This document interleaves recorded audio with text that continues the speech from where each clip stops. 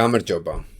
ძალიან საინტერესო თემას უნდა შევეხოთ, ეს არის ლათინური ასოების შემთხვევაში დაწერილი გამოსახულებისათვის რეგისტრის შეცვლა. Toggle case ქვია მას ინგლისურად, როდესაც პატარა ასოები გვაქვს და დიდი ასოები გვინდა მივიღოთ, ან პირიქით დიდი ასოები გვაქვს და პატარა ასოები მივიღოთ. გახსოვთ თქვენ ფუნქციები გვაქვს upper, რომელიც წერს მაგალითად ყველა ტექსტს დიდი ასოთი, გვაქვს ფუნქცია lower, რომელიც წერს ყველაფერს პატარა ასოთი და გვაქვს ასევე proper, რომელიც წერს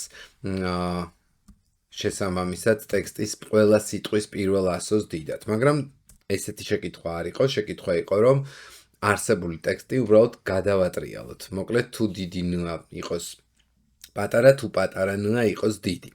პირველ რიგში უნდა ვნახოთ, რომ გვაქვს მაგალითად ასოები A და ასევე გვაქვს პატარა ასო A, რომელიც შეიძლება ასევე იყოს Z და დიდი ასო Z, ხო? ანუ დიდი Z და პატარა Z, ამბანის პირველი და ბოლო ასოები.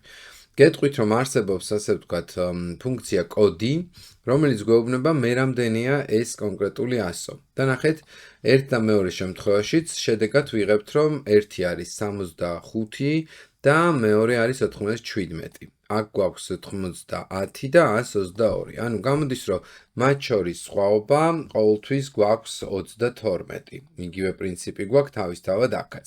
ანუ საერთო ჯამში პატარა და დიდი ასო კომპიუტერის და კერძოდ Excel-ისთვის 32 სიმბოლოთია მოშორებული. საინტერესოა სხვა შორის აქვე აღვნიშნოთ, რომ მაგალითად თვითონ space-ის რიგითი ნომერიც 32-ია. სხვა შორის ესეც გასათვალისწინებელია ამ ამოცანაში. მოდით პირველ რიგში დავიწყოთ და დავშალოთ ჩვენი ტექსტი თითოეულ სიმბოლოდ.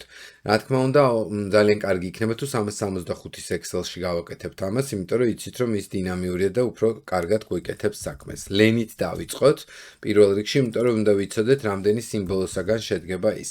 სიკვენსი შეგახსენებთ, თუ ვეტყვით, რომ 20 იყოს ის ქვემოთ ჩაწერს 20 სიმბოლოს, თუ დავწერთ, რომ იყოს მძიმე, მაშინ ამ შემთხვევაში ნახავთ, რომ ესენი სტრიქონზე შეივსება და სვეტების მიხედვით ჩაგვიწერს მონაცემს. ასევე შეგვიძლია სიკვენსში მივცეთ მაგალითად mid ფუნქცია და mid ფუნქციაში უთხრათ, რომ ტექსტიდან, რომელიც არის ჩვენ შემთხვევაში სახელი და გვარი A1, ამის შემდეგ გავაკეთოთ მაგალითად როგორ დაშალოს, ანუ სტარტი გააკეთოს რა პოზიციიდან და რამდენი სიმბოლო ამოიღოს. აი როგორც ხედავთ, უკვე სათითაოდ მივიღეთ ყველა სახელი და გვარი ამ შემთხვევაში. ჩვენ ახლა შეგვიძლია მარტივად ვკითხოთ, რომ თუ მაგალითად კოდი აი ამ სიმბოლოსი იქნება მაგალითად ტოლი 32-ის, ასეთ შემთხვევაში არის თუ არა სიმართლე, მაგრამ თუ ჭეშმარიტობა გვინდა დავინახოთ მათი, რა თქმა უნდა ვუსვავთ DS, რომ გაიშალოს ბოლომდე. თავისთავად მივიღებთ, რომ მარტო იქ არის true, სადაც 32 სიმბოლო, ანუ space-ი გვქონდა. შესაბამისად გამოდის, რომ ასეთ შემთხვევაში ეს უნდა შენარჩუნდეს. ანუ if-ს ფუნქციაში ვეუბნებით, რომ თუ ეს ფორმულა არის ჭეშმარიტი, მაშინ აქ უნდა დაგვიწეროს ჩარი 32-ის, ანუ იგივე სიმბოლო უნდა დატოვოს.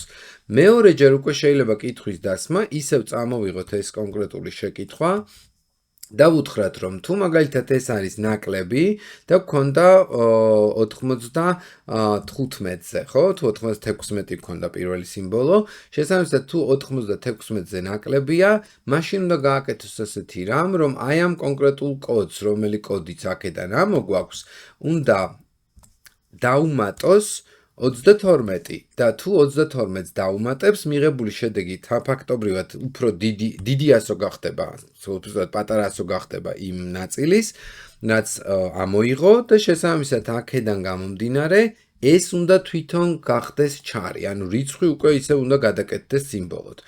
ჩარი და მივიღეთ თავისთავად ეს შედეგი. ეხლა მოდით ვნახოთ, რითი დამთავრდება ეს ჩვენი ფორმულა. აი დააკვირდით, დიდი ასო სადაც იპოვა, ავტომატურად გადააკეთა პატარა ასოებს. ეხლა ცხადია, უკვე პატარა ასოები გვაქვს გასადიდებელი. ესე იგი, კიდევ ერთხელ შეგვიძლია ჩავამატოთ კიდევ ერთი პირობა, რომ მაგალითად სხვა ყველა დანარჩენ შემთხვევაში, ანუ true დავწეროთ, ოღონდ ამ შემთხვევაში უკვე გამოდის, რომ არსებულ ჩანაწერს გადავაკოპირებ გვერდით და ვეტყვი, რომ უნდა გამოაკლოს 32. და მოდით ვნახოთ რა გამოვიდა.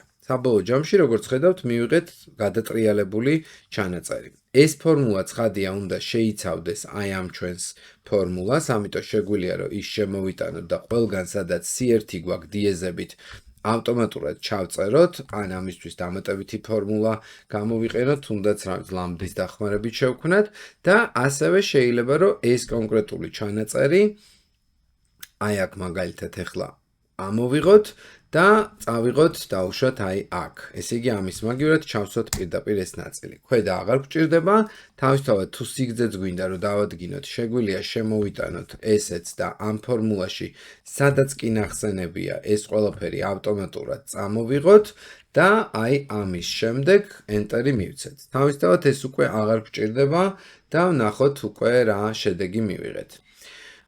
როგორც ხედავთ, იშლება ეს ყველაფერი, თუმცა მოდით ვნახოთ თუ დავამატებთ კიდევ concat-საც ფუნქციას, თავისთავად უკვე გადაებმება და ჩამოვა ქვედა მხარეს უკვე ერთ უჯრაში. როგორც ხედავთ, მივიღეთ ზუსტად ის მონაცემი, რაც გვთხოვეს. ამ შემთხვევაში, აი დავტესტოთ რაღაც, დავწეროთ უბრალოდ ზოგი დიდი ასოებით, ზოგი პატარა ასოებით, მერე space-ი, მერე კიდევ და ასე შემდეგ. ოღონდ მიაქციეთ ყურადღება, რომ space-ზე იმუშავებს მხოლოდ და მხოლოდ. ჩვენ არ გაგვითვალისწინებია სხვა არც ერთი სიმბოლო. მაშინ უნდა ჩამკეტი დიაპაზონები გაგვეკეთებინა და გვეთქვა, რომ ნაკლებია ამაზე, მეტია ამაზე. ანუ ზუსტად გაგვესაზღვრა პატარა ასო და პატარა Z ასოებს შორის დიაპაზონები და ასევე გაგვესაზღვრა დიდ A და დიდ Z-ს დიაპაზონებს შორის მონაცემები. მოკლედ აი ესეთი საინტერესო ამონახსნი გავაკეთეთ და მადლობა ამ შეკითხვის არ დაგავიწყდეთ, გამოიწერეთ ჩემი არხი, გელოდებით ტრენინგებზე მომავალ შეხვედრამდე. ნახვამდის.